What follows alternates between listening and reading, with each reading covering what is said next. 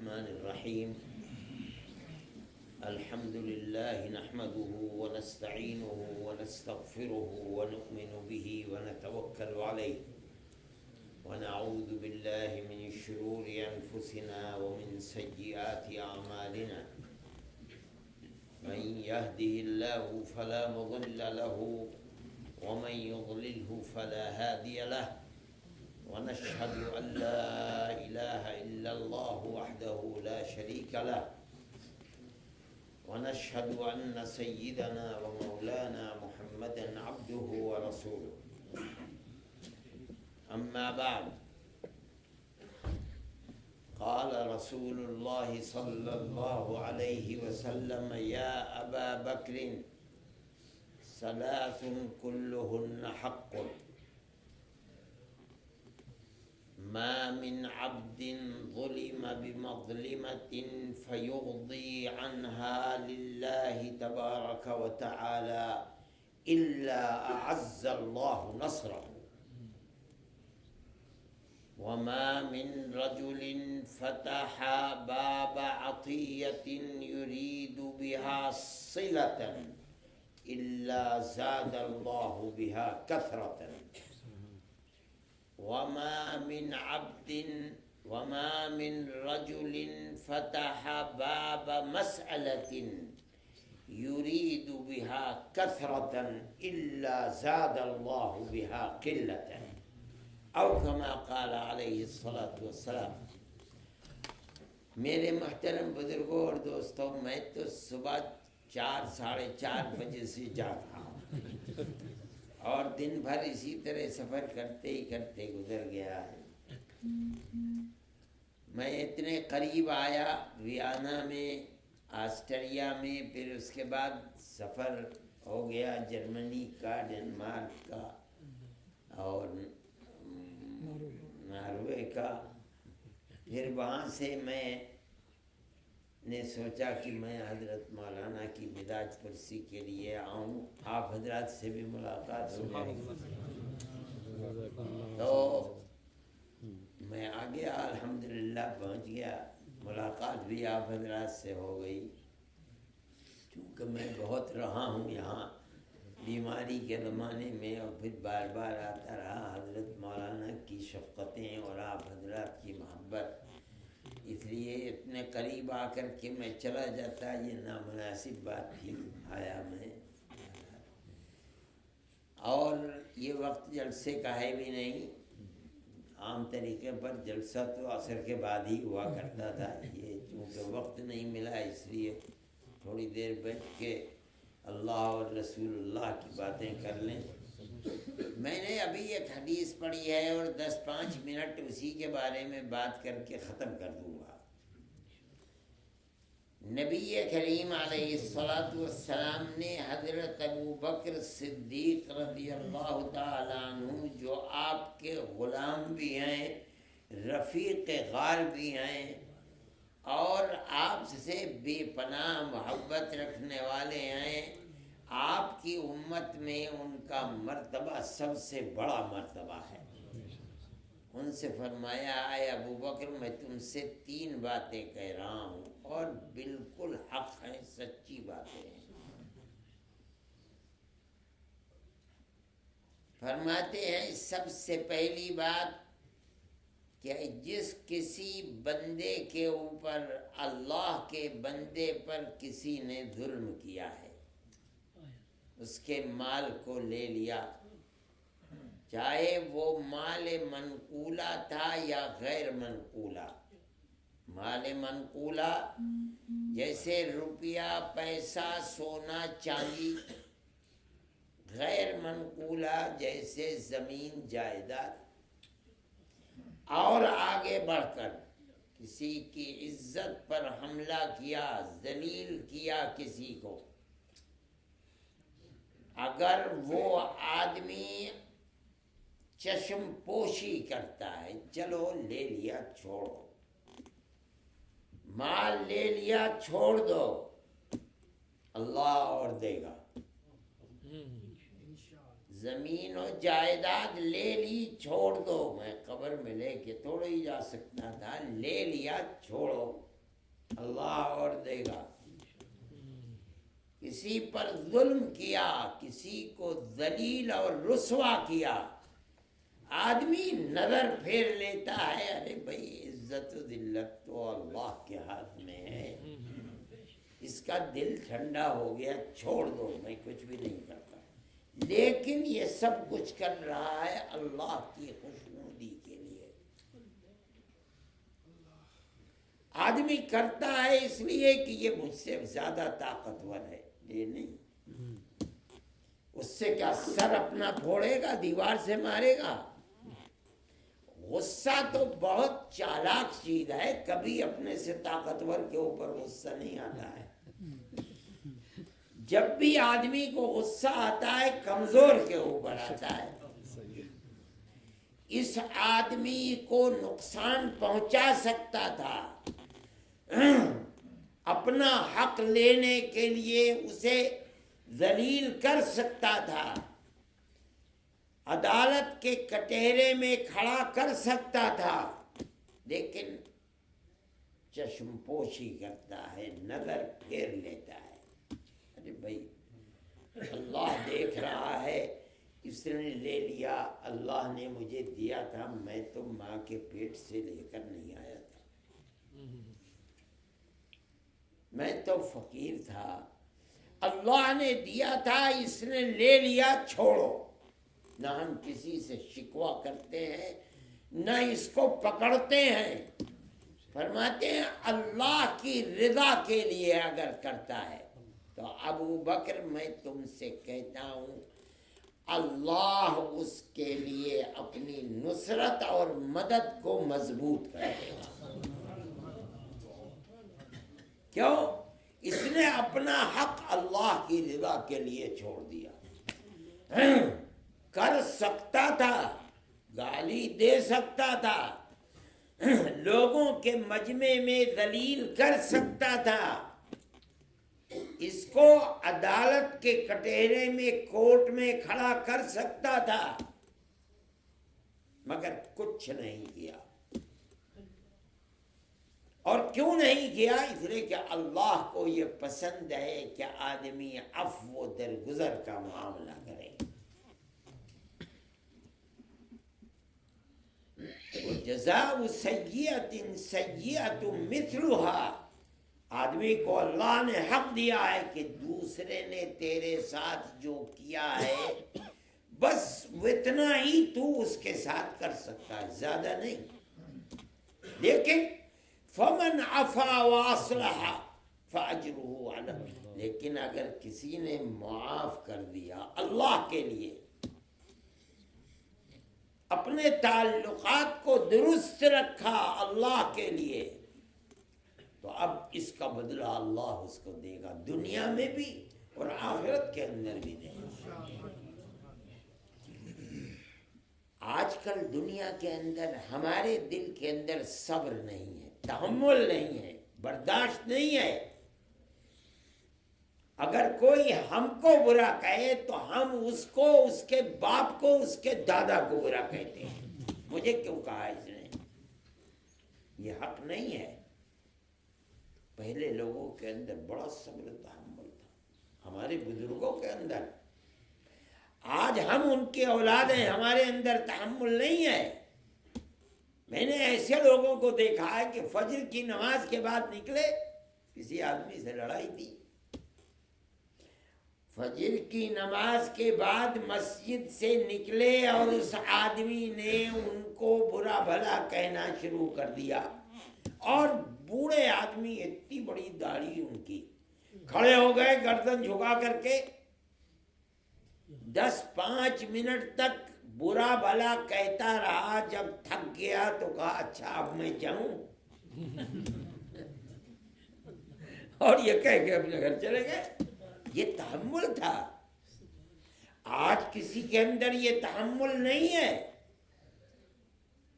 لیکن نبی کریم علیہ الصلوۃ والسلام، ہمارے آقا اور ہمارے سردار ابو بکر رضی اللہ تعالیٰ عنہ کو فرماتے، میں جو بات کہہ رہا ہوں ہو سکتا ہے کہ ارے بھائی ذلیل تو کر دیا اس نے مجھے، تو اللہ کی نصرت اگر آتی تو آج آ جاتی، میں دلیل نہ ہوتا، مجھے دلیل تو کر دیا، نصرت کہاں سے؟ آدمی کی سمجھ میں نہیں آتی ہے بات۔ فرماتے ہیں میں جو کہہ رہا ہوں وہ حق ہے، اور یقیناً حق ہے۔ کیوں؟ اس لیے کہ آپ رسول اللہ ہیں، رسول اللہ ہیں، اس کا مطلب ہے آپ کی زبان سے کبھی غلط بات نہیں نکل سکتی۔ آپ جو فرمائیں گے وہ حق ہے، آپ جو کریں گے وہ حق ہے، ہمارا ایمان ہے اس کے اوپر۔ کیوں؟ اس لیے کہ آپ رسول اللہ ہیں، ہماری کھوپڑی میں آئے نہ آئے اس سے کوئی بحث نہیں۔ آپ فرما رہے ہیں کہ حق ہے، ہمارا ایمان ہے کہ حق ہے۔ اللہ کی مدد اگر آدمی کو لینی ہے، فرماتے ہیں جو تجھے نقصان پہنچا رہا ہے تو نظر پھیر لے، بھئی جو تجھ سے ہو تو کر لے، میں اللہ کے لیے نظر پھیر رہا ہوں، دنیا کے کسی مقصد کے لیے نہیں، اس لیے نہیں کہ تو مجھ سے زیادہ طاقتور ہے، نا، میں اپنی زبان بند کرتا ہوں، نظر پھیر رہا ہوں، کسی سے نہیں کہوں گا، میرا اللہ دیکھ رہا ہے، جان رہا ہے، میں اس کی رضا کے لیے کر رہا ہوں۔ فرماتے ہیں پھر دیکھ اللہ کی نصرت تیرے ساتھ کیسی ہوگی۔ سب سے پہلی چیز۔ دوسری چیز فرماتے ہیں وَمَا فَتَحَ رَجُلٌ بَابَ عَطِيَّةٍ يُرِيدُ بِهَا صِلَةً إِلَّا زَادَهُ اللَّهُ کثرةً۔ جس آدمی نے کسی کو بخشش کرنے کا، دینے کے لیے دروازہ کھولا، بھئی میرے گھر جو آئے گا میں دوں گا، میں اپنے ہر غریب رشتہ دار کو دوں گا، کیوں دوں گا؟ یرید بہا صلۃ، تاکہ میری رشتہ داری مضبوط ہو، صلہ رحمی کروں گا میں، خدا نے مجھے دیا ہے، میں اس میں سے 2 پیسے دے سکتا ہوں تو 2 پیسے دوں گا، خدا نے دیا ہے میں 10 روپے دے سکتا ہوں 10 روپے دوں گا، 1000 کی طاقت ہے 1000 دوں گا، کوئی غرض نہیں ہے میری، نہ میں اس سے خدمت کا طالب ہوں، نہ میں اس سے کسی دنیا کو لینا چاہتا ہوں، کوئی غرض نہیں۔ اللہ اور اس کے رسول نے صلہ رحمی کا، قرابت داری کو جوڑنے کا حکم دیا ہے، جوڑنے کے لیے کر رہا ہوں، اور کوئی مقصد نہیں، اس لیے کہ قرابت داری کا خیال رکھنے کا حکم نبی کریم علیہ الصلاۃ والسلام نے بہت دیا ہے۔ فرمایا کل قیامت کے دن جو دنیا میں رشتہ داری کو توڑتا ہے، جوڑتا نہیں ہے، کل قیامت کے دن رشتہ داری کو اللہ ایک صورت اور جسم بنائے گا، زبان ہوگی، اللہ کے سامنے کھڑے ہو کر کے کہے گا اے اللہ جس نے دنیا میں میرا خیال رکھا، مجھے جوڑا، آج قیامت کے دن آپ اسے اپنی رحمت سے جوڑ دیجئے، اور اے اللہ جس نے دنیا میں مجھے توڑا، اپنی رحمت سے توڑ دیجئے۔ بد دعا کرے گا اور دعا کرے گا، اس کا مطلب کیا ہے؟ دیکھو لوگ کہتے ہیں کہ گڑ کھلانے والے کو تو دنیا گڑ کھلاتی ہے، اس کا مطلب کیا ہے؟ اگر کوئی رشتہ دار آپ سے جوڑتا ہے اور آپ اس کو دیتے ہیں، جوڑتے ہیں، یہ کیا چیز ہے؟ یہ تو کچھ بھی نہیں ہوا، یہ تو دنیا گڑ کھلانے والے کو گڑ کھلاتی ہے، مطلب یہ ہے کہ جو تجھ سے توڑ رہا ہے تو جوڑ اس سے، سبحان اللہ، صحیح، اسی کی تلقین ہے۔ رشتہ دار تجھ سے کوئی تعلق نہیں رکھتے، خط و کتابت بھی نہیں کرتے، اور آگے بڑھیے، تیری زمین جائیداد پر قبضہ کرتے ہیں ناحق، تجھ سے رشتے کو توڑتے ہیں، تو ان سے رشتے کو جوڑ۔ نبی کریم علیہ السلام کے پاس آیا، یا رسول اللہ آپ نے رشتہ داروں سے جوڑنے کا حکم دیا ہے، میں ان سے جوڑتا ہوں وہ توڑتے ہیں، میں اچھا کرتا ہوں وہ برا کرتے ہیں، میں اچھا کہتا ہوں وہ برا کہتے ہیں، اور میں ان کے ساتھ برابر جو فرمایا اگر تو سچ ہے جو کہہ رہا ہے تو اللہ ان کے اوپر ناراض ہے، ایسا ہے جیسے تو ان کے منہ کے اندر گرم راکھ بھر رہا ہے۔ کیا مطلب ہے؟ تیرا عمل تجھے آخرت کے اندر بلندی پر لے جا رہا ہے، وہ جو کر رہے ہیں کرنے دے، وہ خود ذلیل و خوار ہوں گے۔ مطلب یہ ہے کہ جو آدمی داد و دہش کرتا ہے اپنے قریب رشتہ داروں کے اوپر، چاہے کتنی ہی دور کی رشتہ داری ہو، اور کرتا کس لیے؟ اللہ کے نبی نے حکم دیا ہے صلہ رحمی کا، بھائی میں تو صلہ رحمی، ان کا جو جی چاہے کرے میرے ساتھ، مجھے کچھ نہیں چاہیے، میں تو صلہ رحمی کر رہا ہوں ان کے ساتھ۔ فرماتے ہیں نبی کریم علیہ السلام فرماتے ہیں جو خرچ کرے گا زاد اللہ بہا کثرۃ، صلہ رحمی کی وجہ سے اللہ اس کو بڑی دولت عطا فرمائے گا۔ دولت کیسے؟ میں کہتا ہوں، وہ اردو میں مثل مشہور ہے نا کہ 99 کے پھیر میں پھنس گیا۔ کوئی بنیا تھا اور اس کے برابر میں کوئی مسلمان رہتا تھا، وہ روزانہ بڑھیا بڑھیا کھاتا تھا پکاتا تھا، اور بنیا تو دولت مند تھا، اس کو تو عادت تھی جوڑ کے رکھنے کی، تو وہ روزانہ گھر والے کہتے تھے دیکھو لالا جی کتنا یہ تھوڑا سا کماتا ہے، کیسا کھاتا ہے۔ لالا جی نے کہا کہ اسے پتہ نہیں ہے 99 کے پھیر میں نہیں پھنسا ہے، یہ کیا چیز ہے؟ تو لالا جی نے اپنی چھاتی پہ پتھر رکھ کے روز بیوی بچے تان و تشنیع کرتے تھے، 100 نوٹوں کی 100 روپے کی گڈی اس کے گھر میں پھینک دی۔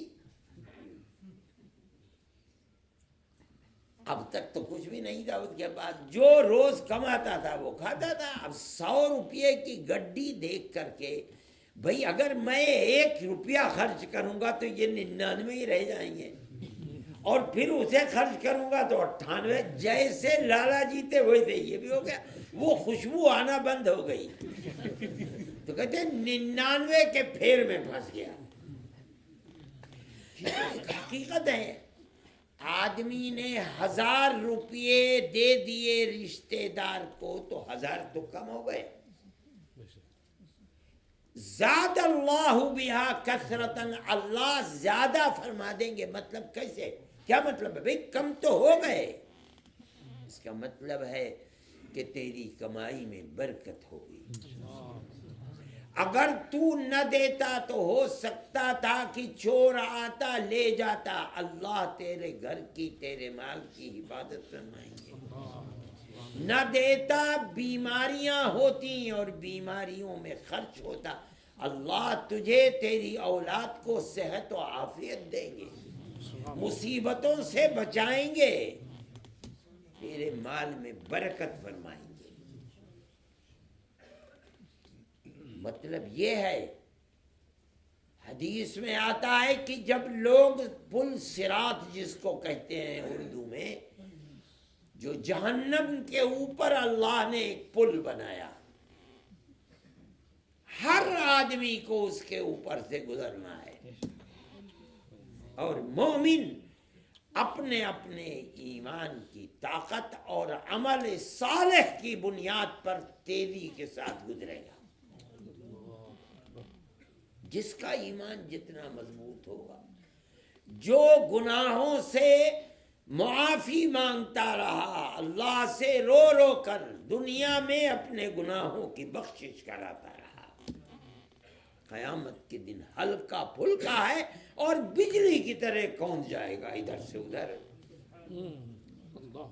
اللہ تعالی صلہ رحمی اور امانت داری کو، امانت ان دونوں کو صورت اور جسم دے کر کے کھڑا کر دیں گے. وہاں جو گزرے گا اگر امانت داری کے ساتھ زندگی گزاری ہے، صلہ رحمی کے ساتھ، صلہ رحمی اس کی سفارش کرے گی، اللہ اس کو رحمت سے جوڑ دے. اور اگر گزر رہا ہے، نماز پڑھتا تھا، روزہ رکھتا تھا، حج کیا کرتا تھا، مگر صلہ رحمی نہیں کرتا، صلہ رحمی اس کو پکڑے گی. اے اللہ، اس نے میرا خیال نہیں رکھا، مجھے نہیں جوڑا، آج اسے اپنی رحمت سے توڑ دے. یہ گناہ جتنے بھی ہیں سب دیوار بن جائیں گے جنت اور اس آدمی کے درمیان میں. حدیث میں نبی کریم علیہ السلام کے بعد ایک شخص آیا، آ کے کہنے لگا یا رسول اللہ، شہدت ان لا الہ الا اللہ وانک محمد وانک رسول اللہ وصلیت 5 صلوات وصمت رمضان وادیت زکاة مالی فما لی.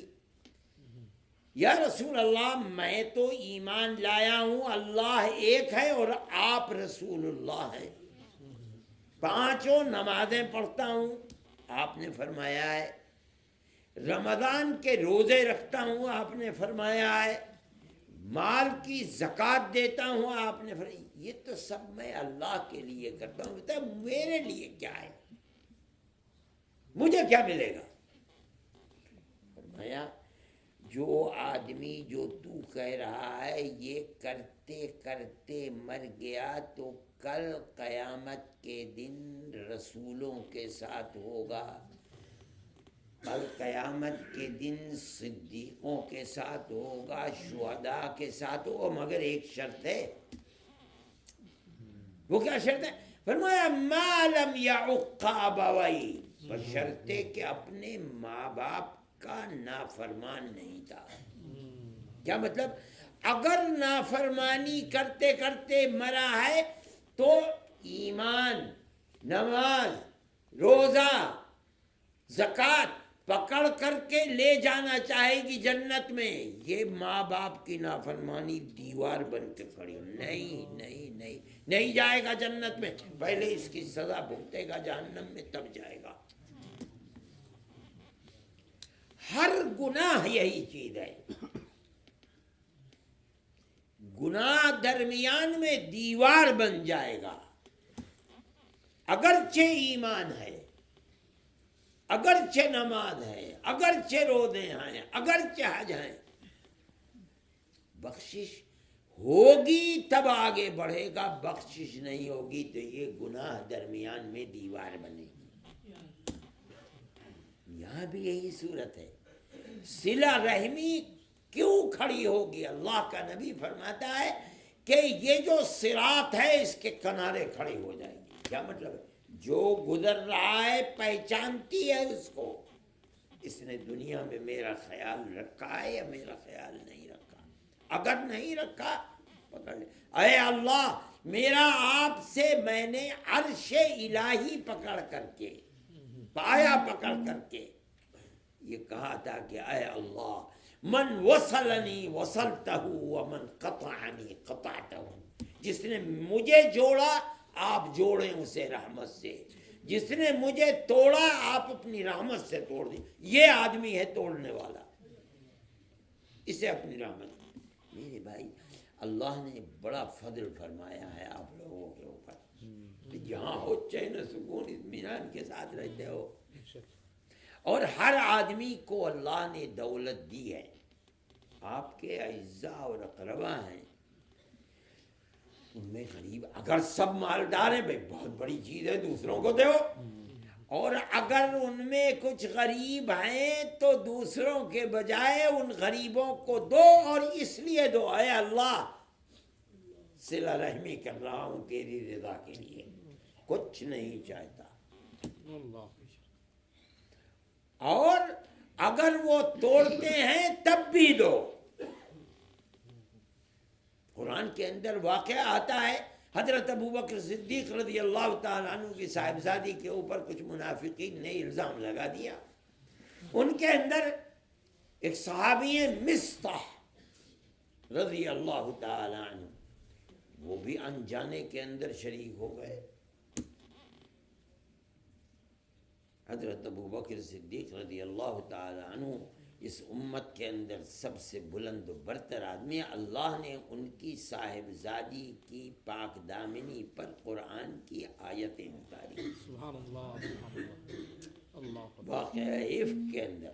لیکن ابو بکر رضی اللہ تعالی عنہ کے اوپر بڑا صدمہ تھا کہ یہ میرا رشتہ دار ہے اور میں تو اس کی مدد اتنی کرتا ہوں، اور اس نے رشتہ داری کا خیال نہیں کیا، توڑا.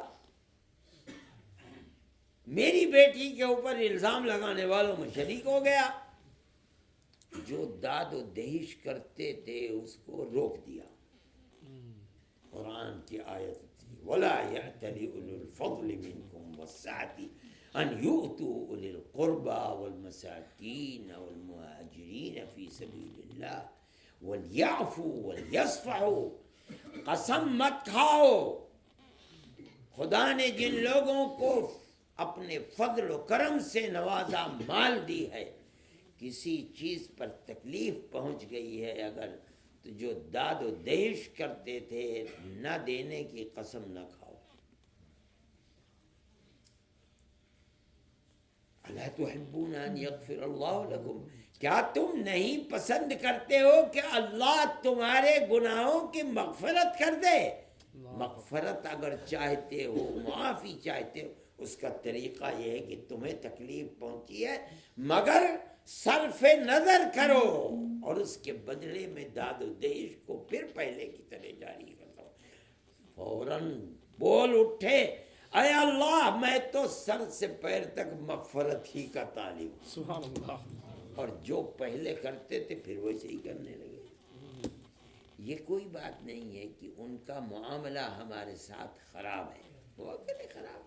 کل قبر کے اندر ان کا معاملہ ان کے ساتھ ہوگا، میرا معاملہ میرے ساتھ ہوگا. یہ فرما رہے ہیں نبی کریم علیہ السلام. اس لیے اپنے رشتہ داروں کا خیال کرو. اور کمال جب ہی ہے کہ ان کی طرف سے صلہ رحمی نہیں ہوتی،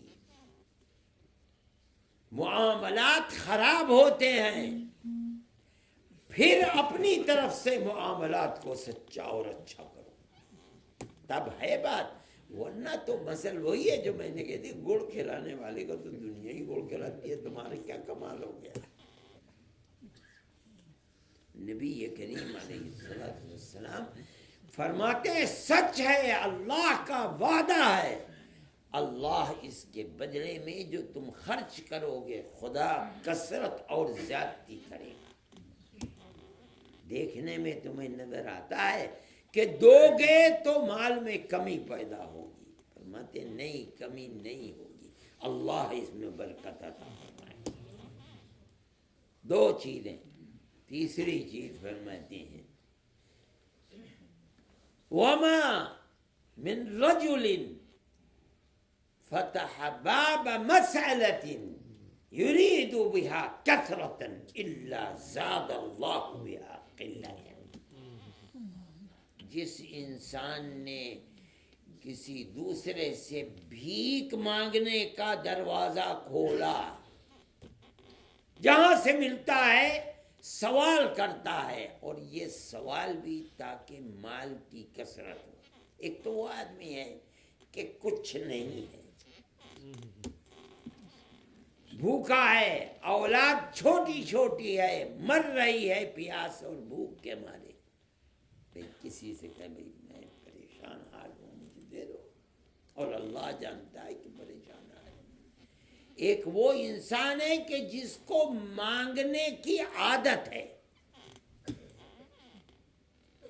مانگتا ہے، فرماتے ہیں کیوں مانگ رہا ہے؟ مال جمع کرنے کے لیے ہے ہوس۔ جو انسان مانگنے لگتا ہے ہاتھ پھیلانے کی عادت پڑ جاتی ہے، مرتا رہتا ہے، مرتے دم تک چھوٹتی نہیں ہے۔ فرماتے ہیں جو ایسا کرے گا، سوال کرے گا اور سوال کرنے کی عادت ڈال لے گا تاکہ مال جمع ہو۔ فرماتے ہیں میں کہتا ہوں اور حق ہے، نبی کریم علیہ الصلوۃ والسلام فرماتے ہیں سچ کہتا ہوں، زاد اللہ بہا، دن بدن اللہ اس کو فقیر ہی بناتا ہے، کبھی پیٹ بھرے ہی نبی کریم علیہ الصلوۃ والسلام نے امت کو بھیک مانگنے سے، سوال کرنے سے کسی سے بہت روکا ہے۔ فرمایا جو دنیا میں سوال کرتا ہے کل قیامت کے دن خموشن و خدوشن و کدوحن، اس کا چہرہ اس طرح آئے گا کہ صرف ہڈی ہڈی ہوگی، گوشت نہیں ہوگا۔ جس نے دنیا میں اپنے چہرے کو ذلیل کیا ہے، کل قیامت کے دن اللہ میدان محشر میں اس کو ذلیل فرمائیں گے۔ منع فرمایا کسی سے سوال مت کرو، بہت مجبوری ہو جائے اور اللہ جانتا ہے کہ نہیں ہے اور مجبوری ہے تو فرمایا جو نیک لوگ ہوں، صالحین ہوں، ان سے سوال کرو، وہ تمہارے لیے دعا بھی کریں گے اور جو دیں گے تو دنیا کے سامنے تمہیں ذلیل نہیں کریں گے۔ اس لیے سوال کرنے سے منع، اس لیے سوال ایسے لوگ بھی گزرے ہیں صحابہ میں کہ جن کا ہاتھ رسول اللہ نے اپنے ہاتھوں میں لے کر کے کہا مجھ سے عہد کرو، بیعت کرو کہ کبھی کسی سے سوال نہیں کرو۔ وہ کبھی کسی سے سوال نہیں کرتے تھے، کبھی نہیں۔ کیسا سوال؟ کتنا؟ اگر سواری پر بیٹھے ہیں اور چابک زمین پر گر گیا، اترے اور اتر کر خود اٹھایا۔ کسی نے کہا کہ سرکار ہم سے فرما دیتے ہم اٹھا کر، نہیں، رسول اللہ صلی اللہ علیہ وسلم کے ہاتھ پر ہم نے بیعت کی ہے کہ کبھی کسی سے سوال نہیں کرنا۔ فرماتے ہیں جتنا کرے گا دن بدن فقر بڑھتا ہی رہے گا، گھٹے گا نہیں۔ میرے بھائی یہ 3 نصیحتیں نبی کریم علیہ الصلوۃ والسلام نے اس امت کے سب سے بڑے بزرگ و برتر آدمی، اہل سنت والجماعت کا اختلاف نہیں ہے کہ رسول اللہ صلی اللہ علیہ وسلم کے بعد مرتبہ ابو بکر کا ہے۔ ان کو نصیحتیں فرمائیں تھی، مگر نصیحت صرف ابو بکر کے لیے نہیں تھی، پوری امت کے لیے نصیحت۔ اس سے سبق لینا چاہیے۔ اگر دنیا میں کوئی شخص کسی کے لیے تکلیف کا سبب بن جائے، یہ مشاہدہ ہے، تجربہ ہے، اگر آدمی صبر کرتا ہے اور اللہ کی رضا کے لیے بلکہ دعا کرتا ہے، قرآن میں فرمایا وَإِذَا خَاطَبَهُمُ الْجَاهِلُونَ قَالُوا سَلَامًا، وَعِبَادُ الرَّحْمَنِ، اللہ کی رحمت کے مستحق بندے وہ ہیں کہ جب کوئی ان سے جہالت سے خطاب کرتا ہے، گالی دیتا ہے، برا کہتا ہے، تکلیف پہنچاتا ہے، تو پتھر کا جواب پتھر سے، تھپڑ کا جواب تھپڑ سے نہیں دیتے ہیں، بلکہ وہ برا کہہ رہا ہے یہ کہتے ہیں اللہ تجھے سلامتی عطا فرمائے، السلام علیکم۔ یہ کہہ کر کے اس کا جواب دیتے ہیں۔ یہ وہ لوگ ہیں جو صبر کر رہے ہیں دوسرے کی تکلیف پہنچانے پر۔ اللہ فرماتا ہے یہ ہماری رحمت کے مستحق ہمارے بندے ہیں،